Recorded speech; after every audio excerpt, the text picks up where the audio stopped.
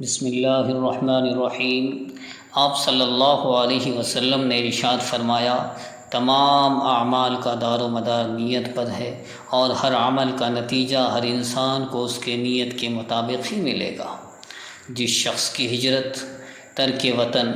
دولت دنیا حاصل کرنے کے لیے ہو یا کسی عورت سے شادی کرنے کی غرض سے ہو،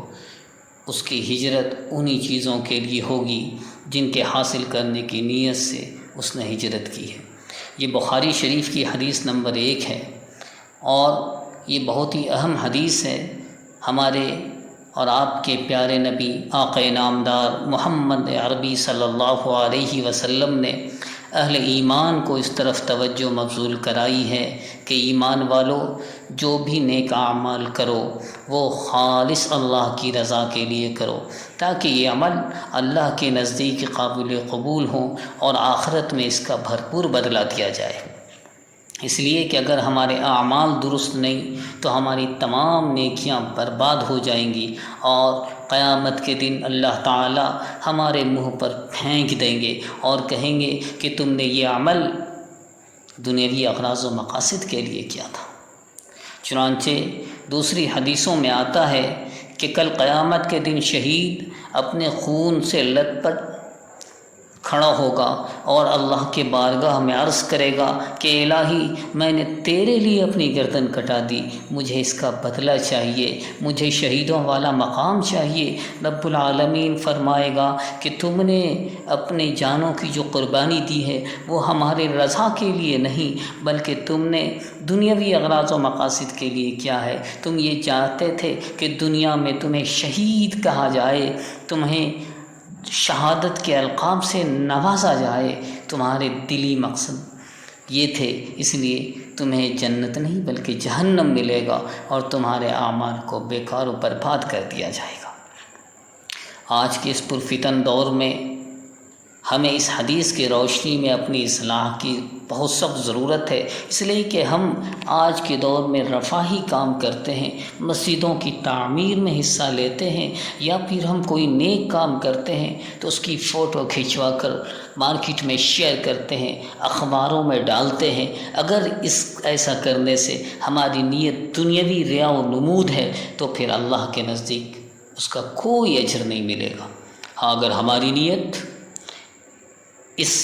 عمل سے یہ ہے کہ دنیا والے دیکھیں، انہیں رغبت پیدا ہو، انہیں بھی خواہش پیدا ہو، نیکیوں میں بڑھ چڑھ کے حصہ لینے کے شوق پیدا ہو، تو پھر یہ عمل بھی قابل قبول ہوگا۔ اسی طریقے سے آج کے دور میں یہ چلن عام ہو چکا ہے کہ ہم اگر نیکی کرتے ہیں تو اسے دکھلائی پھرتے ہیں۔ اگر کوئی حج کے لیے جاتا ہے تو پوری دنیا میں ڈھنڈورا پیٹ دیتا ہے،